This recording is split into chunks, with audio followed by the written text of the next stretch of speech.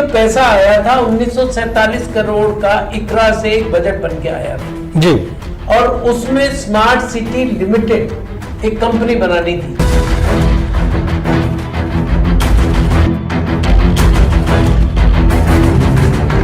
जब हमने उस कमेटी के अंदर अनक्वालिफाइड लोग रख लिए तो हम आज विकास की उम्मीद कैसे कर सकते हैं? ये हालचाल है कि प्रशासन की इतना कुछ होने के बाद में भी कोई जू तक नहीं रही है। आज मास्टर प्लान के अकॉर्डिंग जो काम करना चाहिए था वो नहीं किया गया। जैसे जो आप वेटलैंड की बात कर रहे हैं, वो वेटलैंड पहले से सुरक्षित थी। उसको उस वेटलैंड की जो सुरक्षित थी वेटलैंड, उसको आपने जानबूझ के बस 7 वंडर्स खड़े कर दिए। कैसे कर दिए और किसकी अप्रूवल से किए? जल के इर्द गिर्द ही जीवन चलता है। और जब जल के इर्द गिर्द आप चीजों को इतना ज्यादा प्रदूषित कर देंगे तो आप भले ही अपने 20-25 साल जी लेंगे, लेकिन जो आज 5 साल का है वो उसको 50 साल तक नहीं जीने का अधिकार देके जा रहे हैं। झील की हत्या हो रही है, आना सागर की आत्मा की, अजमेर की आत्मा की हत्या हो रही है, तब आप बोल नहीं रहे, वाचाल नहीं हो रहे, कोई रैली नहीं निकल रही, कोई आंदोलन नहीं हो रहे, तो इसका मतलब यह है कि ये सियासत ढोंगी है, सिर्फ वोटों की राजनीति इस शहर में चल रही है। इस गंभीर मुद्दे पर चर्चा करेंगे चैनल हेड सुरेंद्र चतुर्वेदी के साथ वरिष्ठ पत्रकार अभिजीत दवे, प्रेम आंदकर, एक्टिविस्ट अशोक मलिक और संजय भाटी। देखना ना भूलें कार्यक्रम मुद्दे पर मुद्दा। बात आज की चैनल के कार्यक्रम मुद्दे पर मुद्दा, इस पर हम सब लोग मिलकर बात कर रहे हैं। दोस्तों, इस कार्यक्रम के अंदर जिस मुद्दे पर हम बात करने जा रहे हैं वह विध्वंस से निर्माण तक की पूरी यात्रा का चित्रण है। किस तरीके से अजमेर के विकास की यात्रा तय होती है, सालों से विकास होता है और अंत में जाकर विकास का ये परिणाम होता है कि वो विनाश में बदल जाता है। पिछले दिनों आना सागर को लेकर जो पूरे विश्व के अंदर हंगामा मचा, विदेशी पत्र पत्रिकाओं में ये आलेख छापे गए, तो मुझे ये लगता है कि इस विषय पर बात होनी चाहिए कि इसकी जिम्मेदारियां किसकी हैं। आज भी निर्माण वापस नए सिरे से शुरू हो रहे हैं और वो भी गैर कानूनी तरीके से हो रहे हैं। तो आखिर ये हम कहां जा रहे हैं, किस तरीके से इस दिशा को तय कर रहे हैं? एक तरफ पूरी तरीके से स्मार्ट योजना के तहत करोड़ों रुपए का विकास शुरू होता है और लोग चीखते रहते हैं कि यह विकास गलत दिशा में जा रहा है, उनकी अनसुनी की जाती है और आना सागर के ऊपर देखते ही देखते सिर्फ 5 सालों के अंदर सीमेंट का एक जंगल खड़ा हो जाता है, बड़ी बड़ी प्रतिमाएं खड़ी हो जाती हैं, वेटलैंड खत्म हो जाता है। आखिर क्यों, कैसे? मैं सबसे पहले आपका इंट्रोडक्शन कराना चाहूंगा कि मुद्दे पर मुद्दे में बात करने के लिए जो हमारे पास सज्जन आए हुए हैं, जो एक्सपर्ट्स आए हुए हैं, उनके विषय में मैं सबसे पहले बात करना चाहूंगा। आप जो सबसे पहले मेरे मुद्दे पर यहां बैठे हुए हैं, अभिजीत दुबे, ये कोई परिचय का मोहताज नहीं है। इनका परिचय हर वो बच्चा जो पत्रकारिता से जुड़ा हुआ है, खबरों को जानता है, वो अभिजीत दुबे के नाम से अपरिचित नहीं है। अभिजीत दुबे कई मामलों में स्टिंग ऑपरेशंस के अंदर पूरे राज्य में चर्चित हुए हैं। उन्हें एक बड़े सम्मान के साथ उनका नाम लिया जाता है। मेरे पास में अशोक मलिक बैठे, इनके बारे में तो शायद कुछ भी कहना अतिरिक्त होगा, क्योंकि अशोक मलिक अब अपने आप में एक ऐसा नाम हो गया है जो मतलब जेल से बेल तक और बेल से इन लोगों की जेल तक जाने के लिए अब आमादा है और तैयार बैठा हुआ है। अशोक मलिक ने जिस तरीके से पर्यावरण को बचाने के लिए अपने राजस्थान के अजमेर के पर्यावरण को बचाने के लिए जो युद्ध लड़े हैं, जिस तरीके से उनके खिलाफ साजिशें की गई और उनको बोलने से रोका गया, लेकिन वे रुके नहीं। उनकी जो रुकावट थी, अच्छे लोग दूर नहीं कर पाए और अब वो बड़ी मुस्तैदी के साथ अपनी लड़ाई को परिणामों तक पहुंचाने में यहां है।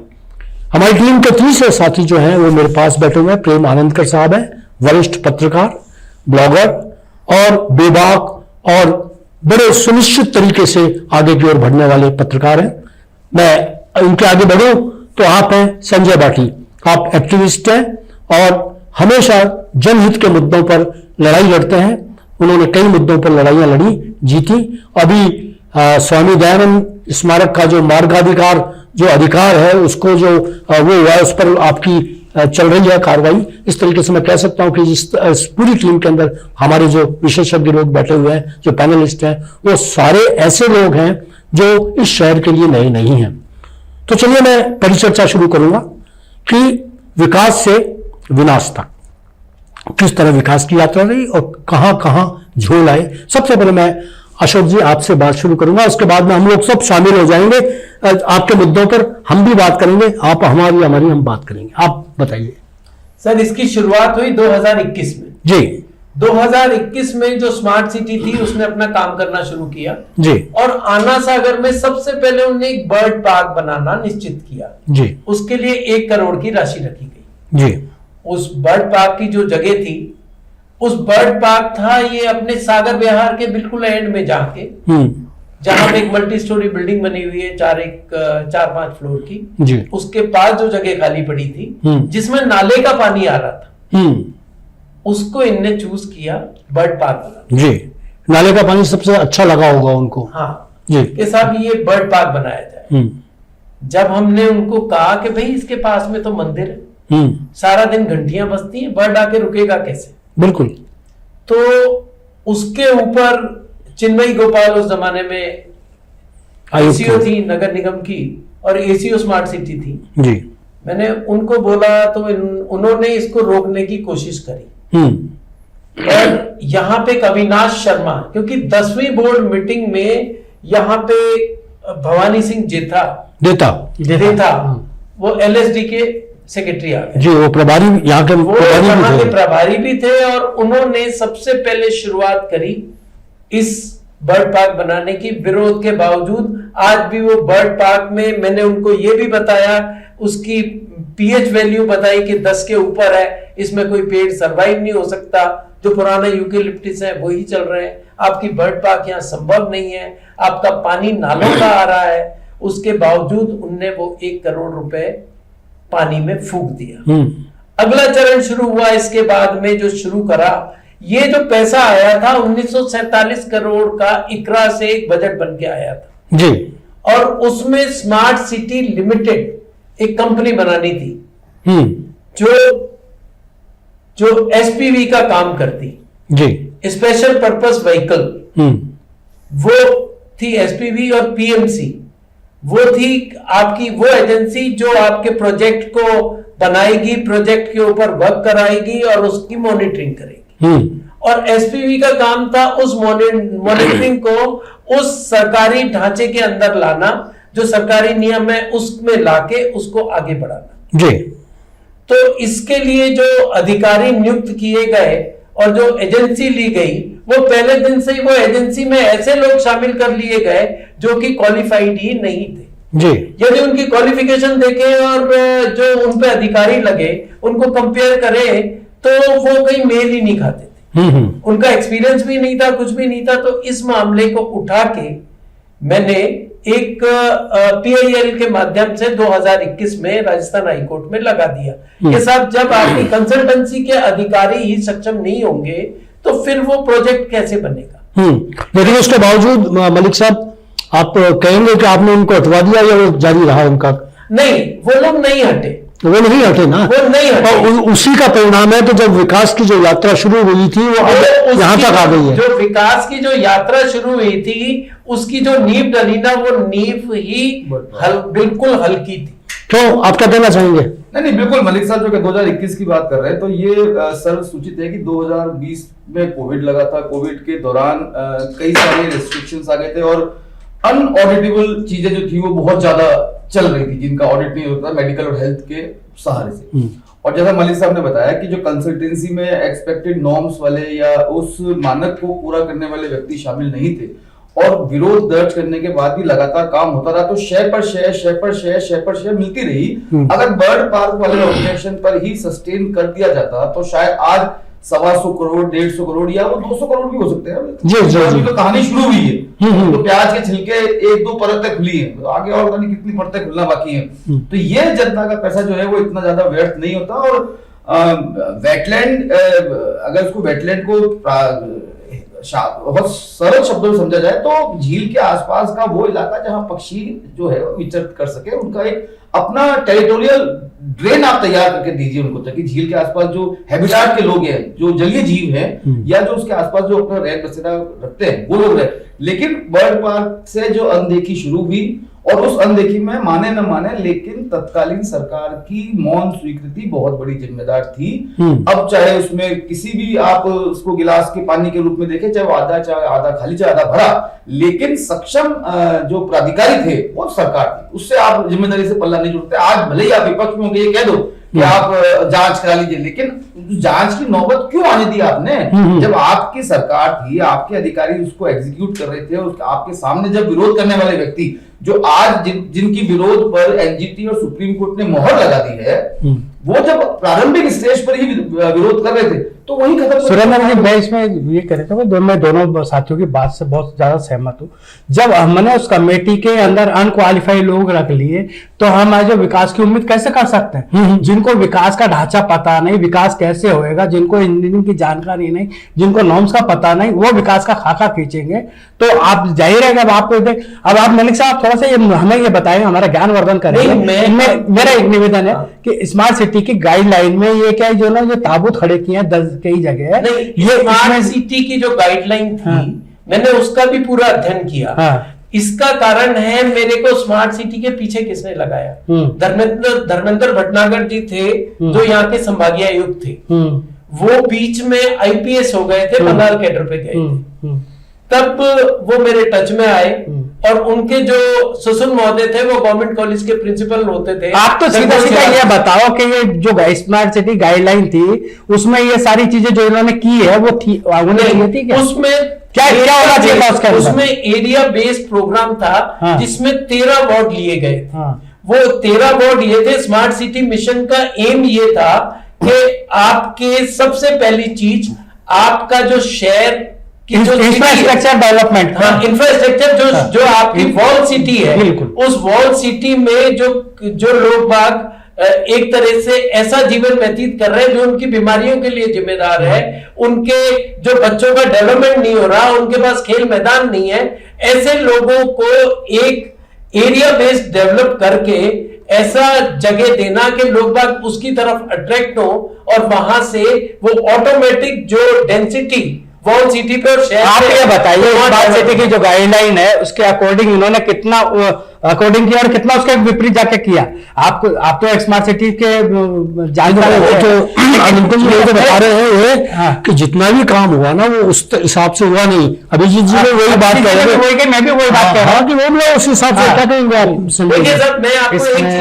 मैं ये बोलना चाहता हूँ कि स्मार्ट सिटी के जो अधिकारी थे वो बिल्कुल भी विशेषज्ञ नहीं थे जी। वो तो चूंकि जिस प्रकार से 7 अजूबे बनाए गए, उसके लिए जो एडीए द्वारा एनओसी जारी की गई, उसमें लिखा हुआ थीम विकसित पार्क बनाया जाएगा।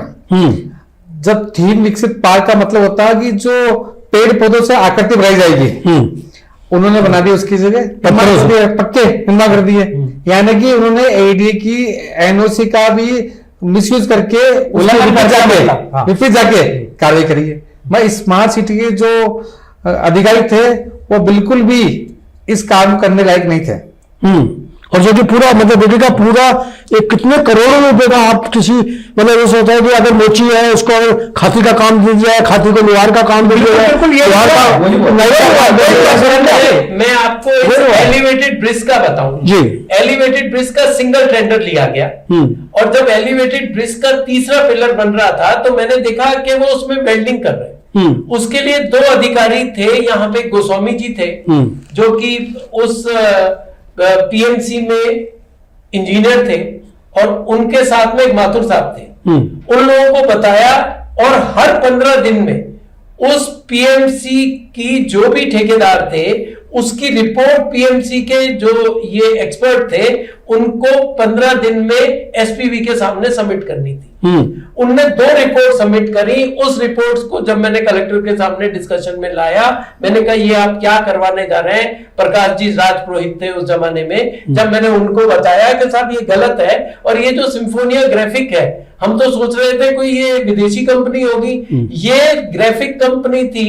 इसने एक शूटिंग रेंज बनाई थी जयपुर में जी, जहां पे ये 100 करोड़ से माइनस था। ये दिवालिया होने जा रही थी। तो उसको घाटा पूर्ति करने के लिए घाटा पूर्ति करने पहले दिन में 100 करोड़ रुपए दे दिए गए एडवांस में, जबकि नियम ये था कि वो एसपीवी उसको करके और बाद में देगी। और वहां पे जो पिलर नंबर 3 जो कि आरपीएससी की तरफ से शुरू हो रहा है, उसको तोड़ने के आदेश थे, उसको नहीं किया गया। अब मैं आपको बताऊं, जो आरएसआरडीसी में इंजीनियर लिए गए डेपुटेशन में, उसमें एक चारू मित्तल है जो शुरू से, जो पीएचडी की इंजीनियर थी, शुरू से यहां लगी हुई है, प्रोजेक्ट डायरेक्टर तक पहुंच गई है। वो कंटिन्यूस किसी उच्च अधिकारी की सिफारिश से यहां टिके रहे, उन्होंने कोई काम नहीं किया। उसके अलावा जो भी यहां अधिकारी आए उनको काम नहीं करने दिया गया, क्योंकि सिम्फोनिया ग्राफिक डायरेक्ट ऊपर जो अधिकारी थे उनसे उसने कांटेक्ट कर रखा था। आप एलिवेटेड रोड का जो इसमें था, ये डिजाइन भी इसी को करना था, यानी इंजीनियरिंग ईपीटी मोड था, ये इंजीनियरिंग भी उसका था और उसको ही, वो ट्रैफिक भी उसी को देखना था। तो वो पूरा मैनेजमेंट करके उसको इस मोड पे दिया गया था, लेकिन उसको आप उसका नतीजा देख लें। क्या एलिवेटेड रोड के डिजाइन में बाद में कोई तब्दीली हुई जो पहले डिजाइन बना था? ना, उसने अपने मन से बनाया। अच्छा। एलिवेटेड रोड को उसी का इंजीनियरिंग थी, उसी का ट्रैफिक मैनेजमेंट था और उसी का, हमने कोई मॉनिटरिंग जो इनको करनी थी, जो हमने सुझाव दिए उन पे कोई मॉनिटरिंग नहीं हुई। इनको मैंने एलिवेटेड रोड के निर्माण में भी इंजीनियरिंग का दिमाग काम नहीं आया ना, उनको यूज नहीं किया गया। ऊपर का दबाव इतना था, आईएएस लॉबी का दबाव, आईएएस उसके साथ में उसके, तो आईएएसओ का दबाव इतना था कि नीचे जो इंजीनियर्स थे वो तो कठपुतलियां थी, उनको काम ही नहीं करने दिया। और उसमें एक हमारे अविनाश शर्मा जी आए थे पीडब्ल्यूडी से, उनको सौंप दिया गया और वो जैसा कहते भवानी सिंह जी, वो यस सर, ये वो यदि दिन को रात कहते तो भी कहते यस सर। तो मैंने जब उनको इन सब चीजों के लिए टोका, तो उन लोगों से उसी दिन से मैंने इनके कागज वगैरह सब लेने शुरू कर दिए स्मार्ट सिटी से, कि आप स्मार्ट सिटी में सब पैसे का वेस्ट कर रहे हैं। मैंने इसमें प्रधानमंत्री कार्यालय को चिट्ठी दी, मुख्यमंत्री कार्यालय को चिट्ठी दी, पुरी साहब को दी, पूरे बीजेपी के जितने लोग थे जो कि उस जमाने में बिखरे हुए थे, उनको भागीरथ जी के यहाँ यानी जो कलेक्ट्रेट में एक मीटिंग करा के एक कॉमन चिट्ठी लिखवाई गई, जिसमें अनीता जी, हमारे वासुदेव देवनानी जी, भागीरथ जी और अरविंद यादव जो पुराना इसका अध्यक्ष था। सुरेंद्र जी, आप ये देखिए, स्मार्ट सिटी की जितनी गाइडलाइंस मैंने पढ़ी है उसमें यह है कि आप इंफ्रास्ट्रक्चर डेवलप करेंगे, शहर की दशा सुधारेंगे। अब जिस तरीके से इन्होंने डिसीजंस किए हैं, अच्छा जो आप वेटलैंड की बात कर रहे हैं, वो वेटलैंड पहले से सुरक्षित थी, उसको उस वेटलैंड की जो सुरक्षित थी वेटलैंड, उसको आपने जानबूझ के बस 7 वंडर्स खड़े कर दिए। कैसे कर दिए और किसकी अप्रूवल से किए? दूसरा ये कि जब बात करते हैं इंफ्रास्ट्रक्चर की, जो एक्चुअल स्मार्ट सिटी की गाइडलाइन है उसके अकॉर्डिंग तो इंफ्रास्ट्रक्चर डेवलपमेंट हुआ ही नहीं जी। उस कच्ची बस्तियों के विकास के उन्नयन की बात थी उसके अंदर, सड़कों के, जो मैंने आपने कुछ बात है पहले, बिल्कुल सही कह रहे हैं आप प्रेमो जी। रवि मंचन वाले जी जो आएगा उससे पहले ये जो आपने वेटलैंड की बात करी है, ये वेटलैंड शुरू कहां से हुई? 2010 में जी इसरो ने एक वेटलैंड एटलस बनाई। हाँ, और इसरो की वो जो एटलस का खर्चा था वो वन एवं पर्यावरण मंत्रालय ने उसको इसरो को दिया। उसने वेटलैंड की एक एटलस बनाई, उसमें आना सागर 2010 में वेटलैंड के डिमार्केशन के साथ में आ चुकी थी और उसको अपने इंटरनेशनल लेवल पे प्रस्तुत कर दिया कि भारत की ये वेटलैंड्स है और ये वेटलैंड हम और डेवलप करने जा रहे हैं। ये जो मैन-मेड चिल्ला रहे थे, केवला देव जो अपना अभी अभ्यारण्य है, आज में अभ्यारण्य में एक लेक बना के वो आर्टिफिशियल लेक में वेटलैंड बनाई गई है। जी, आप क्या कहना चाहेंगे? नहीं, बिल्कुल सही कह रहे हैं मलिक साहब। और आनंदगंज वाली बात को आगे बढ़ाते हैं, 7 वंडर्स की बात हो, चाहे फूड कोर्ट प्लाजा की बात हो, या और जो भी ढांचेगत खड़े हुए, मूल परिकल्पना स्मार्ट सिटी की सिर्फ इतनी सी थी कि जो आज भी आप देखिएगा कि वेंडिंग जोन को लेकर शहर कितना परेशान, बिल्कुल ट्रैफिक का सबसे बड़ा जिम्मेदार अनियंत्रित यातायात है। उसके सबसे बड़े बाधक है आपका एक तो ट्रैफिक मैनेजमेंट, दूसरा अननेसेसरी एनक्रोचमेंट। वेंडिंग जोन आज भी हम चिल्ला के थक गए, लेकिन शहर में व्यवस्थित रूप से कहीं पर भी नहीं है, जिसकी जहां मजा आ रही है ट्रैफिक पुलिस से, नगर निगम से हाथ मिलाते वहां पर ठेले खड़े करता है। चूड़ी बाजार सबसे बड़ा उदाहरण है, यहाँ पर लगातार प्रोटेस्ट हो रहे हैं, लगातार कभी हट रहे हैं कभी नहीं हट रहे हैं। आपके वैशाली नगर में कहां तक पहुंच गया है, जो यहाँ पर भी बना हुआ है वेंडिंग जोन, लेकिन आप जाएंगे देखेंगे कि वेंडिंग जोन कितना एक्सटेंड हो गया, वो एनक्रोच एक्सटेंशन है। तो स्मार्ट सिटी में आपको ये काम करना Smart- जनपद की ढांचे खड़े अभी करने, जी- आपको आपकी वाटर ट्रबल जो है उसको सैल्यूट करना था। आपको जेजेएम पर निर्भर नहीं होना पड़ता, अगर आप उसी समय से काम करना शुरू कर देते तो आपको जेजेएम पर निर्भर नहीं होना पड़ता, आपका काम हो जाता, बजट की कोई कमी थी नहीं, बजट आ गया था, मेडिकल हेल्थ पे काम होना था आपका, आपका सिटी ट्रांसपोर्टेशन पे काम अभी होना देखो था। सही कह रहे हैं, और अभी- सबसे बड़ी बात, स्मार्ट सिटी को आप यूं समझिए सुरेंद्र साहब कि खाली टाई और दाढ़ी बनाने से, सूट बूट पहनने से बिल्कुल, क्या बात है। जैसे आप मुंह खोलेंगे, हाँ, सही बात जिस है। तरीके की भाषा का आप इस्तेमाल करेंगे उससे लग जाएगा कि आप कितने स्मार्ट हैं। तो व्यवहारिक स्मार्टनेस जो थी उसमें अजमेर काफी पिछड़ गया और ये एक दिखावी स्मार्टनेस दिखाई दी, जो कहीं ना कहीं जो टॉर्च बेयरर्स हैं, अशोक मलिक साहब जैसे और संजय वैसा जैसे कई लोग हैं, उनकी आखिरकार जीत हुई है और आखिरकार वो सब चीजें हम सबके सामने टूट गई। सुरेंद्र जी देखिए, मैं अभी आपने अभिजीत भाई ने बहुत अच्छी बात कही, जैसे कि vending zone, non vending zone बनाना चाहिए। आप जयपुर, जोधपुर, कोटा चले जाइए, उन्होंने जो बड़े बड़े चौराहे किराया है ना, उनमें फ्लाईओवर बना दिए, नीचे का ट्रैफिक जो झंझट था ना वो काफी कुछ कम कर दिया। आप चले जाइए, देखिए, मैंने जाके देखा है। तो वो तो हमारा ये कंसेप्ट हुआ ही नहीं। आज भी हम ट्रैफिक की समस्या से जूझ रहे हैं, एलिवेटेड रोड बनने के बाद भी जूझ रहे हैं। एलिवेटेड रोड का कंसेप्ट हमारा जो होना चाहिए था, उस कंसेप्ट से हमारा आज तक हम पार नहीं पा पाए। लेकिन सवाल यह है कि जो मैंने अभी आपको कहा ना कि जो इंफ्रास्ट्रक्चर में, मूल इंफ्रास्ट्रक्चर पे जो जोर होना चाहिए था स्मार्ट सिटी का, अगर आज ये निश्चित रूप से अगर सही नजरिए के साथ, सही सोच के साथ, जैसे अभिजीत जी ने अभी कहा, तो स्मार्ट शहर में अब आपने टाइप लगा ली और गाड़ी गाड़ी बनाई नहीं और आप स्मार्ट बन गए, तो ऐसे स्मार्ट नहीं बन सकते। स्मार्ट सिटी के दो मेन प्रोजेक्ट थे। पहला प्रोजेक्ट था हमारे सामने, क्योंकि मैंने डिजास्टर भी देखा है, हाँ? 2005 तक ड्रेनेज, exactly. और ड्रेनेज के अंदर हमने ये तय किया था, जो स्केप चैनल अंग्रेजों ने बनाई, अंग्रेजों के टाइम में डिजाइन हो गई थी, बाद में इसको कंप्लीट किया गया, और इसके टैंक्स थे अजमेर के, जो यहाँ पहाड़ियों से निकल के आने वाला पानी था उसको फाइसागर के बाद में नेक्स्ट टैंक आना सागर, नाग पहाड़ और इससे निकलने, और उसके बाद में टैंक था पाल बीचला निकलने के बाद था खानपुरा। बिल्कुल सही कहा। तो ये जो मैनेजमेंट था, हमने इसी पे वर्क करते हुए ये डिसाइड किया कि जो स्केप चैनल है, उस स्केप चैनल के अंदर 3 मीटर गहराई पे ट्रंक लाइन डाल दी गई। किसकी? अपने सीवर की। हाँ। वो सीवर का नियम आ गया सुप्रीम कोर्ट का कि आप मैनुअली उसको, उनके जो मेन होल्स हैं, साफ नहीं करा सकते, वो आज तक साफ नहीं हुए। तो उसके लिए मनोज जो इसमें जिन्होंने सीवर डाली थी, मैंने उनको कहा आपने ये क्या कर दिया, तो उनके एफर्ट से वहां उस जमाने में एक का आईएएस अधिकारी होते थे विनोद कपूर, उन सब ने करके कहने लगे जब आपका कोई प्रोजेक्ट आएगा तो हम इसको परस्यू कराएंगे। तो स्मार्ट सिटी के तहत 250 करोड़ रुपए रखे थे, जिसमें 1.5 मीटर तो इसकी खुदाई होनी थी स्केप चैनल की, और 1.5 मीटर ही इसको ऊपर उठाना था और इसको कवर करना था। कवर करके जहां जहां से अपन निकल रहे थे, ब्रह्मपुरी नाले पे पहला रैंप आता, उसके बाद में ये निकल के तोड़धरा पे आता, तोड़धरा से निकलने के बाद में ये आता अपने, वो कोई नहीं, अलवर गेट नहीं सर, कोई गुडलक वाले का मकान था जी, इसमें पाल बीचला में गुडलक से निकल के फिर ये जाता आगे श्रीनगर रोड, फिर जाता अलवर गेट, फिर जाता नगरे के बाद में वहां के जो खातेदार थे उनको मैं इस टेबल तक ले आया था कि वो खातेदार एग्री कर गए थे कि साहब हम अपनी 70 फुट जगह छोड़ने को तैयार हैं, उसके बाद में आप हमारे को 50 फीट की जगह दे दें। वो फिर 30 फुट पे भी सहमत हो गए थे, वो कमर्शियल आप हमारे को। अब आप ये देखिए, आना सागर के बीच में जो सीवर के उन्होंने टैंक बनाए जगह जगह, आज जब कभी बाढ़ आती है, बरसात आती है, तो उसमें बाधक बने हुए हैं। मतलब आप ये देखिए, इनके इंजीनियरिंग का नमूना देखे, इनके इंजीनियरिंग दिमाग का नमूना देखे, आपने आना ऐसे चैनल के बीचों बीच में खड़े कर दिए सर।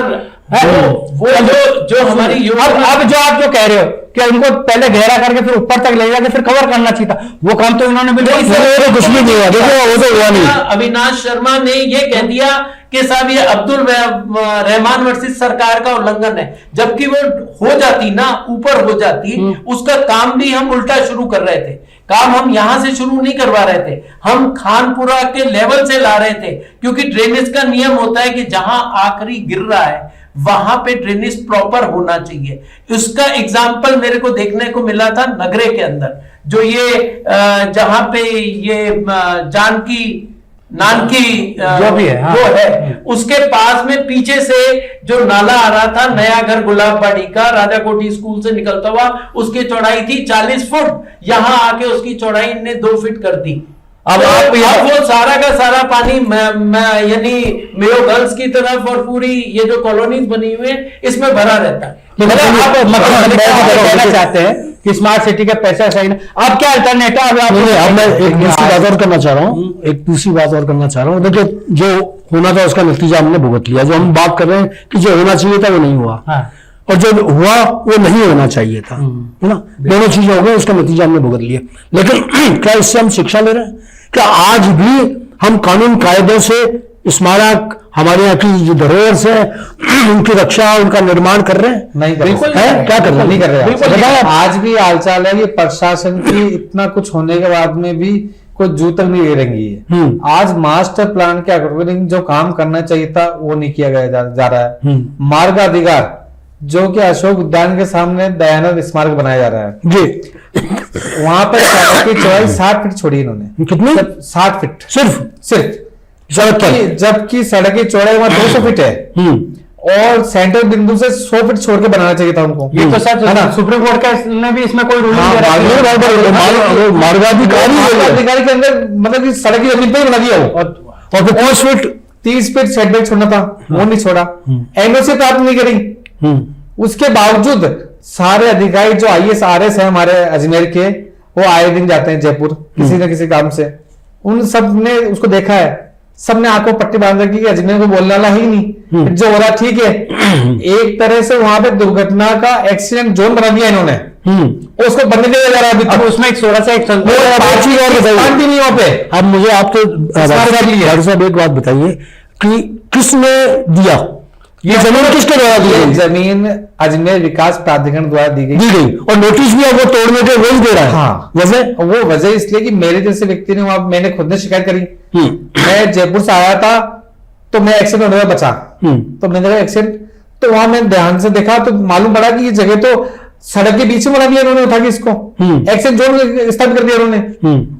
फिर मैं रुक के देखा मैंने तो वहां पे पार्किंग का स्थान ही नहीं है। जो स्मारक बना रहे हैं, कल को देखने आएगा तो पार्किंग जगह नीचे नहीं, हाँ, तो जो 7 अंडर की ऐसी स्थिति हो जाएगी, 7 अंडर के सामने स्थिति हुई ना, एक्सीडेंट होते थे वो एक्सीडेंट होंगे। इतना कुछ होने के बाद में अब देखिए कि अजमेर का भविष्य क्या है। जब बाईपास से जैसे अंदर एंटर होंगे अजमेर में, वहां पे अतिक्रमण करा रहे हैं, मार्ग अवरुद्ध करा रहे हैं, जैसे भाई साहब अभी से बताया कि हर जगह वेडिंग जोन के लिए जगह नहीं है, तो उस तरह जरूरत क्या है, वो जो मेन हाईवे पर जा रही है। सुरेंद्र जी कोई जयपुर रोड पे मैं आपको एक चीज क्लियर करूं, चौथी बोर्ड मीटिंग के अंदर जयपुर रोड की चौड़ाई 120 फीट करने की बात आई। मंजीत सिंह जी उस जमाने में इसके सेक्रेटरी थे और मैंने उनको ऑब्जेक्शन किया, मैंने कहा साहब ये जो हो रहा है ये संभव नहीं है, ये अपन पैसा वेस्ट करेंगे। एडीए ने थोड़े दिन पहले ही इसको चेंज किया है और एडीए ने इतना पैसा खर्च करा है, अब अपन इसको फिर से वायर्स निकालेंगे, नए खंभे लगाएंगे, तो उनने साफ मना कर दिया था कि जयपुर रोड की, मैंने कहा साहब ये जिगजैग बन जाएगी, कहीं पे तो आपको 3 लेन मिलेगी, कभी कहीं आपको 4 मिलेगी, और जब आप इसको गुगरा घाटी में चढ़ेंगे तो बिल्कुल ही सकड़ी हो जाएगी। तो उसको देखते हुए उन्होंने उसको 4th बोर्ड मीटिंग के अंदर उसको निरस्त कर दिया और यही 10वीं बोर्ड मीटिंग में वापस ले आए, और जो उस जमाने में 10 करोड़ थे वो 22 करोड़ खर्च कर दिए, और वो जयपुर रोड अब आप देख रहे हैं एक्सीडेंटल प्रोन जोन बन चुका है। एक बात और इसके अंदर कि जो आज न्यायपालिका की जो नई बिल्डिंग बनी है, उसके आगे संभागीय कार्यालय, उसके आगे इनकम टैक्स कार्यालय, इनकी सड़क वहां आज भी 100 फीट नहीं है दोनों कार्यालय के सामने, और नया निर्माण किया गया अभी इनके द्वारा, नई दीवार बनाई गई है, ग्रेनाइट लगाया गया, क्या उसको पैसा मिस नहीं हुआ? तो क्यों नहीं उसको 200 फीट मास्टर प्लान के अकॉर्डिंग इसको बना दी जाती? बहुत सही कह रहे हैं आज के टाइम का पैसा खर्च हुआ किसका है? हमारा, और क्या हमारा पैसा हुआ। एक्सचेंज जो तो वही रहा, जो तो पैसा लगा वो पीछे लगा था, लेकिन वो गवर्नमेंट डिपार्टमेंट है, जो इंजीनियर पसंद की चीज होगी, जो करना होगा अच्छा वो करेंगे। कि अंदर कौन बैठा? आईएएस बैठा हुआ अंदर। हाँ, आईएएस की सबसे बड़ी है, आईएएस में हर धर्मिता आ गई। जब हमने नौकरियां ज्वाइन करी और जो हमारे टाइम में युगांतर साहब होते थे, वो मसूरी में ट्रेनिंग के जो डायरेक्टर होते थे, वो जो सिखाते थे, और मेरे को लग रहा है जो अब आईएएस वहां ट्रेनिंग दे रहे हैं, इन आईएएसओ की ट्रेनिंग ये अब बिल्कुल बिना लगाम के घोड़े हो चुके। अरे हार्दिक साहब, बिल्कुल आप सही कह रहे हैं। चाहे आप कितने एनवायरमेंट के विशेषज्ञ हो, चाहे आप किसी भी चीज के जानकार हो, चाहे आप इंजीनियरिंग के जानकार हो, आईएएस कभी ये नहीं सुनना पसंद करती कि साहब आप उसको कोई सुझाव दे रहे हैं। बिल्कुल सही कह रहे हैं। आईएएस वर्तमान में जो चलिए ये विषय अपना समय विषय तो बढ़ रहा है, समय बहुत बिल्कुल कम हो गया है। आप बताना चाहेंगे, लास्ट में क्या कहना चाहेंगे? मैं अंतिम सिर्फ इतना कहना चाहूंगा कि गए साल ऐसी एक भीषण त्रासदी अजमेर ने झेली थी, जलकुंभी की। जलकुंभी की समस्या झेली, बहुत उस पर चिंतन हुआ, मनन हुआ, विचार हुआ, काम हुआ, यहां तक कि पैदल मार्च निकले, प्रोटेस्ट तक हुए। लेकिन जब इतना बड़ा हमारे आंखों के सामने हो रहा है, जो हमारी आने वाली पीढ़ी भुगतेगी, आप देखिए जल के इर्द गिर्द ही जीवन चलता है। और जब जल के इर्द गिर्द आप चीजों को इतना ज्यादा प्रदूषित कर देंगे, तो आप भले ही अपने 20-25 साल जी लेंगे, लेकिन जो आज 5 साल का है वो उसको 50 साल तक नहीं जीने का अधिकार देके जा रहा है। तो यहाँ पर सोशल अवेयरनेस के साथ साथ पब्लिक इन्वॉल्वमेंट होना बहुत जरूरी है। हमें खाली पढ़ के उसको क्रिटिसाइज करना नहीं है, ये बहुत महत्वपूर्ण है कि हमें उस पर इम्प्लीमेंट भी करना है। तो दोस्तों, आपने ये देखा कि अभी दुबे साहब बोल रहे थे, मैं उस बात से बिल्कुल सहमत हूं। आज से 5 साल से मैं इस बात को बराबर कहता रहा कि जो पीढ़ियों के साथ आप बहुत हमला ये जो हो रहा है आना सागर पर, ये पीढ़ियों के लिए बहुत नुकसानदायक रहेगा। लेकिन उस समय कहीं कोई जन जागृति नहीं थी, कोई आंदोलन नहीं था। लोग बाग मामूली सी किसी हत्या पर या किसी उस पर जिस तरीके से आते हैं, अच्छी बात है। लेकिन जब एक झील की हत्या हो रही है, आना सागर की आत्मा की, अजमेर की आत्मा की हत्या हो रही है, तब आप बोल नहीं रहे, वाचाल नहीं हो रहे, कोई रैली नहीं निकल रही, कोई आंदोलन नहीं हो रहे, तो इसका मतलब यह है कि ये सियासत ढोंगी है, सिर्फ वोटों की राजनीति इस शहर में चल रही है। इलायची भाई के शहर को नमन। मैं इस कार्यक्रम को यह कहते हुए समाप्त करना चाहूंगा कि दोस्तों, इस शहर को फिर से जिंदा करो, फिर से एक बार नया शहर जिंदा करो, और इन अधिकारियों की जो पैसा खाकर, घूस खाकर और अनाप शनाप धन बटोर कर यहां से चले जाते हैं, उन पर ब्रेक लगाइए, उन पर रफ्तार लगाइए। आपका पैसा है, आप अपने पैसे की कीमत समझिए। धन्यवाद।